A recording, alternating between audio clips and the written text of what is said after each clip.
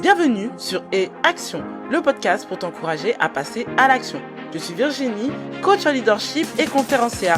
Je te partagerai des clés sur le leadership au travers d'interviews dans mes podcasts. Hello awesome people! Aujourd'hui, j'accueille une femme inspirante, mon amie Delphine Froid. Delphine est entrepreneure depuis 4 ans. Elle est fondatrice de la TLD Academy. Elle aide les professionnels du digital learning à développer sereinement leur activité. Elle est aussi ingénieure pédagogique spécialisée dans le bâtiment durable. Est-ce que j'ai oublié quelque chose, Delphine? Bonjour Delphine. Salut Virginie. Déjà, je te remercie pour l'invitation. Ça fait plaisir. Toujours un plaisir de pouvoir échanger avec toi. Alors, est-ce que tu as oublié quelque chose? Alors, côté pro, non. Ça a été hyper clair. C'était hyper complet. Voilà. Ok. Alors, on va passer aux festivités. Première question. Comment es-tu devenue entrepreneur?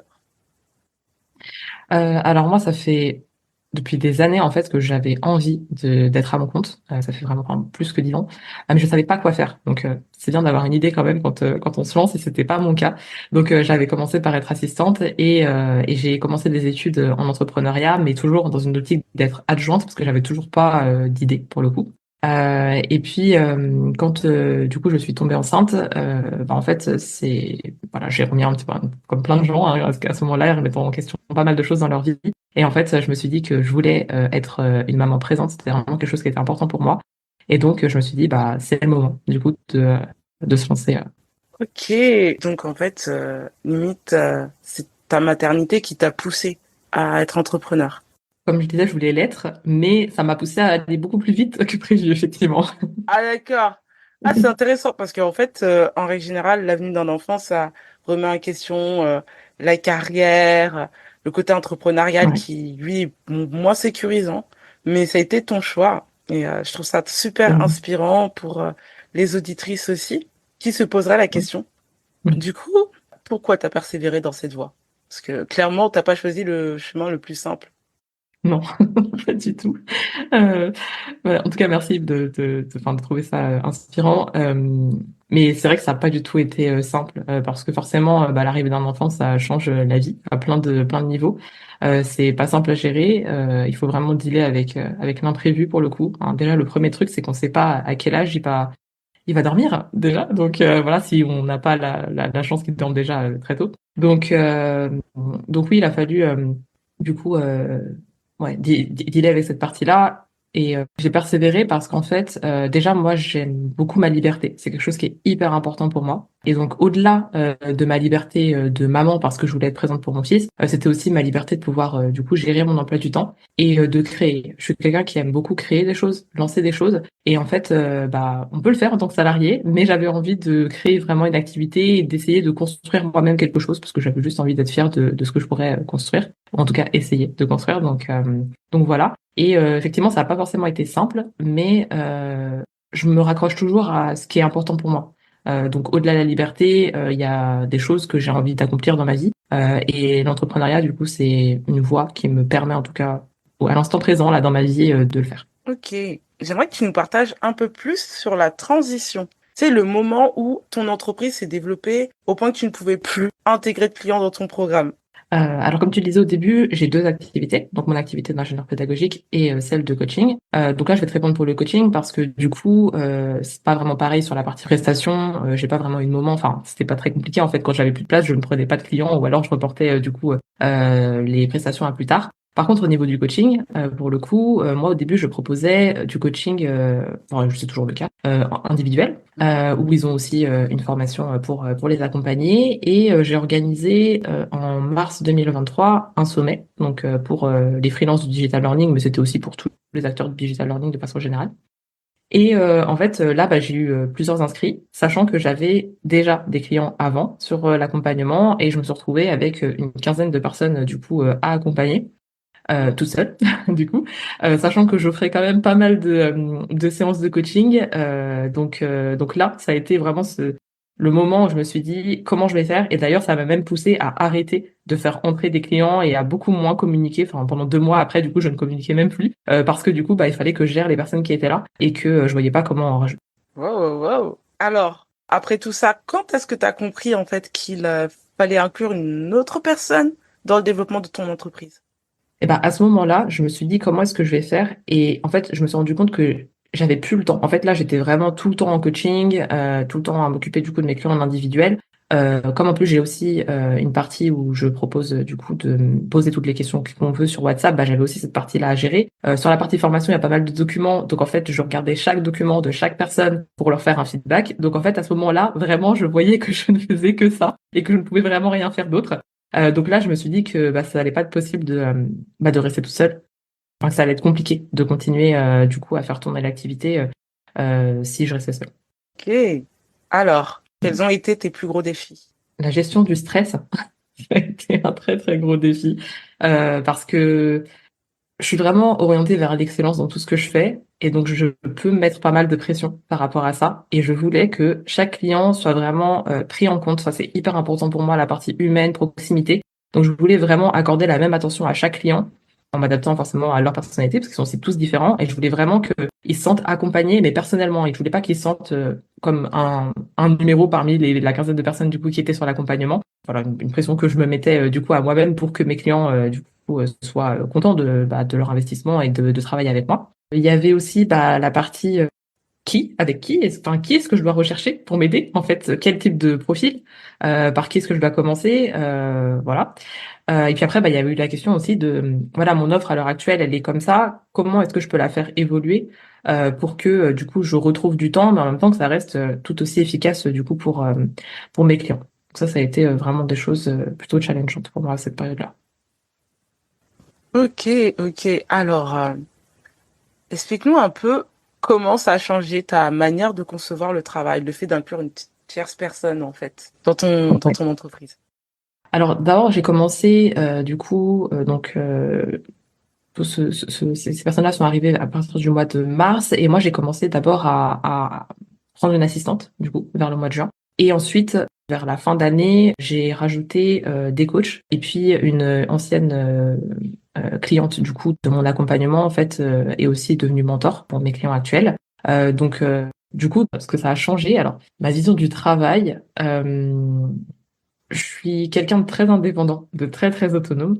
Donc du coup en fait, enfin à l'école clairement, voilà, je préférais faire les devoirs toute seule et en fait avancer pour aller vite.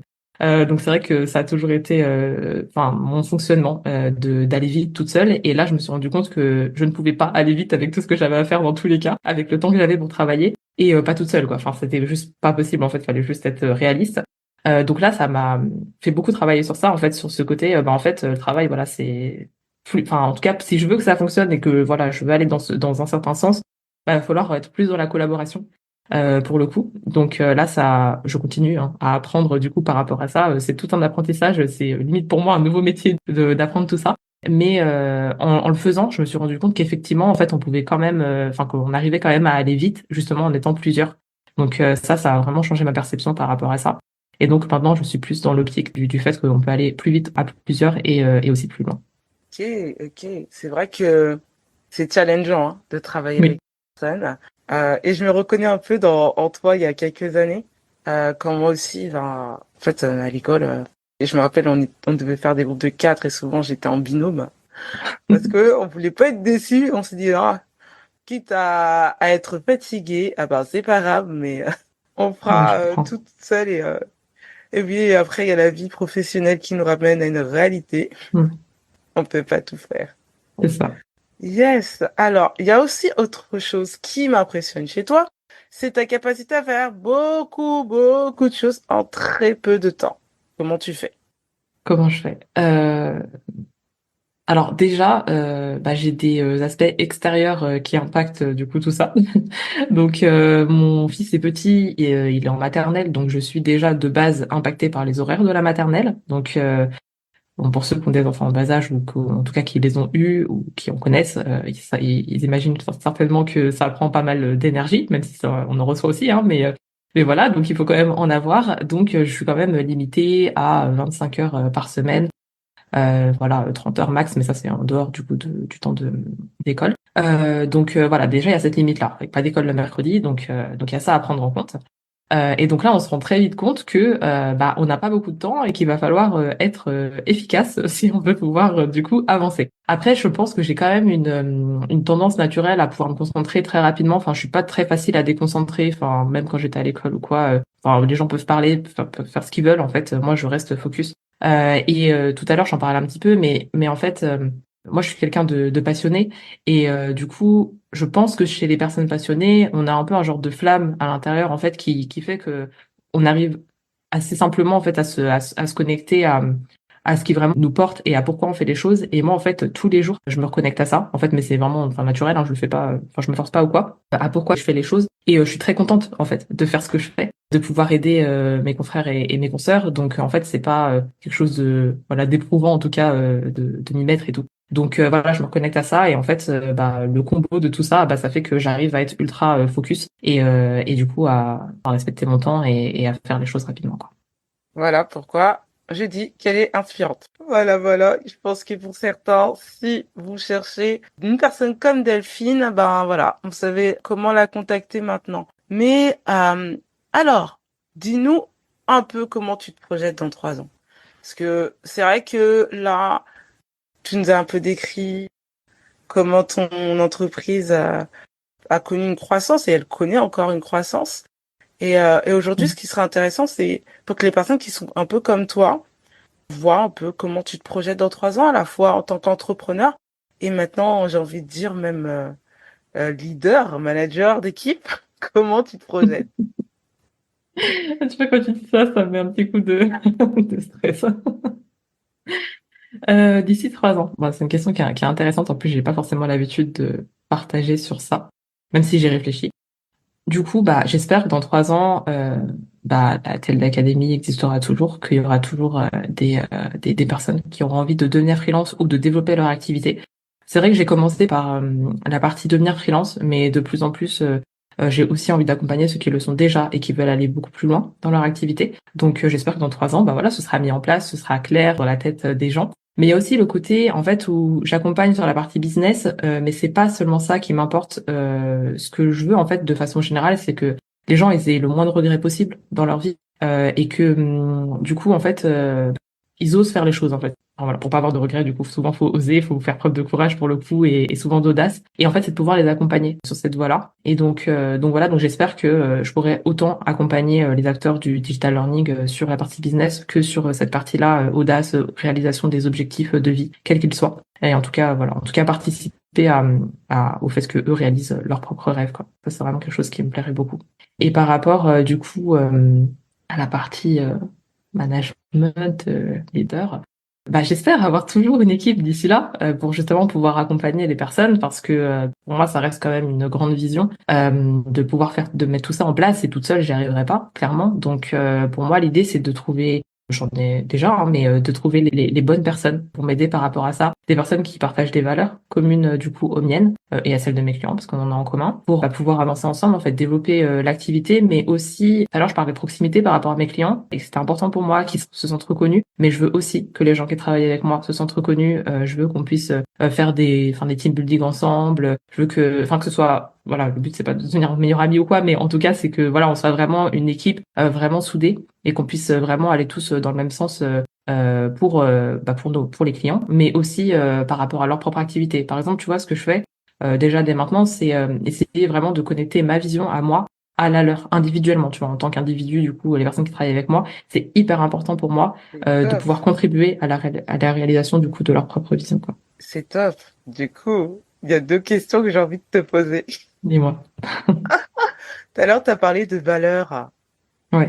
Quelles sont tes valeurs? Oui, alors du coup, mes valeurs, alors qu'il y a plein de choses qui sont importantes pour moi, hein, mais vraiment, je pense que ce qui me caractérise le plus, c'est la créativité, l'audace, l'apprentissage, c'est pour ça que je suis dans la formation du coup, et la persévérance. Et je te reconnais bien là. Oui. Et du coup, tu disais un truc très intéressant tout à l'heure. Alors, dis-moi si je me trompe pas, hein. En fait, tu as ta vision Oui. et enfin, tu permets du coup à tes collaborateurs de se projeter dans cette vision ou comment ça se Alors, passe? par rapport à ma vision, en fait, l'idée c'est que de moi pouvoir leur présenter, leur en parler, en fait, pour voir déjà comment ils le sentent, parce que peut-être qu'en fait, c'est possible, tu vois, que quelqu'un aime bien travailler avec moi, mais dès que je lui présente ma vision, on me dise, ah non, mais moi, je me projette tellement pas dans ça. Et ça, j'ai besoin de le savoir parce que l'honnêteté, pour moi, c'est hyper important. Voilà, parce que après, c'est pas grave, hein, si on est amené à pas travailler ensemble ou quoi, mais que, voilà, les choses soient juste claires. Donc voilà, et puis qu'ils aient envie d'y contribuer parce que voilà, enfin, moi je ne recrute pas de salariés, c'est toutes des personnes qui sont indépendantes et du coup c'est assez différent en fait. Où quand on est salarié, on n'a pas forcément besoin de se raccrocher à la vision de l'entreprise, c'est pas un sujet. Hein. Moi-même, je ne me raccrochais pas du tout à la vision des boîtes dans lesquelles je travaillais. Mais quand on est indépendant, on a quand même cette liberté. Donc pour moi, c'est important que les personnes elles se sentent quand même un minimum portées par ce que j'envisage. Et si ça leur parle pas, bah c'est ok. Mais voilà.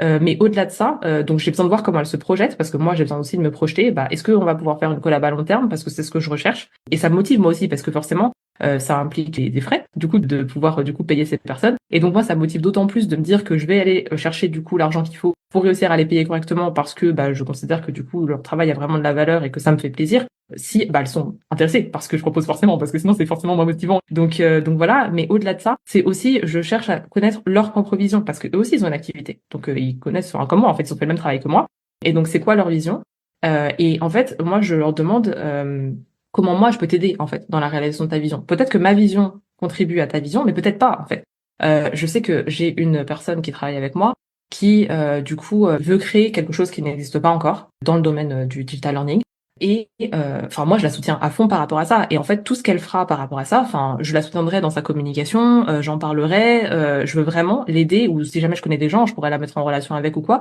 enfin peu importe en fait avec les ressources que j'ai évidemment parce que j'ai pas toutes les ressources du monde mais en fait je veux contribuer du coup à sa vision pour que elle puisse se réaliser en même temps que elle m'aide du coup à moi à réaliser mon propre rêve en fait le but que ce soit comme je te disais tout à l'heure que ce soit les gens avec qui je travaille ou mes clients que tout le monde puisse réaliser ce qui est important pour lui et vraiment ce dont il rêve quoi. Voilà, c'est pour ça qu'on est amis. Ok, bah écoute, c'est super ce que tu nous partages et c'est très enrichissant parce que ben bien souvent des personnes elles veulent réaliser leurs rêves et elles vont tout droit et elles s'arrêtent pas sur ce qu'il y a aux alentours et elles ne se demandent pas comment telle ou telle personne se porte et comment je pourrais l'aider à aller plus loin. Mais ce qui est enrichissant en fait, en tout cas dans ton parcours, c'est que tu as pris conscience que tu avais besoin des autres et que tu en as toujours besoin d'ailleurs. Et, euh, et qu'en même temps, bah, tu as vraiment ce cœur à aider tes collaborateurs et ça fait la différence, ça se ressent. Alors, est-ce que tu aurais un mot d'encouragement pour les auditeurs, les auditrices? Alors, par rapport à quoi exactement? Parce que je pense que je pourrais en dire plein. Par rapport à des personnes qui, aujourd'hui, se retrouvent débordées, dépassées, et se disent par où je dois commencer. Déjà, bah, à pas rester seul, clairement. Du coup, à vraiment pas rester seul. En parler, que ce soit à des amis ou à d'autres personnes. Alors, ça dépend du coup de voilà de ce que vous faites dans votre vie, mais de vraiment pouvoir en parler à des personnes qui comprennent ce dont vous parlez, parce que c'est différent aussi quand les gens ne savent pas de quoi on parle. Donc voilà, des personnes qui comprennent et peut-être vous poser, enfin prendre une feuille parce que sur papier c'est un peu différent que sur le PC. Et puis vraiment laisser tout ce qui justement vous savez pas par quoi commencer, bah, tout ce qui vous trotte en tête en fait. Pour déjà le poser ça noir sur blanc pour sortir ça de la tête parce que c'est pas simple quand ça tourne comme ça. Et puis d'en parler vraiment d'en parler avec des personnes, voilà, pour trouver la meilleure personne pour pouvoir là où les meilleures personnes pour pouvoir du coup vous soutenir en fait dans les réflexions du coup que vous avez sur le moment. Merci Delphine. C'est J'espère à gentil. très bientôt. J'espère aussi. Je te remercie pour ton invitation. Si le podcast t'a plu, abonne-toi à la chaîne, partage et commente. À très vite au prochain épisode.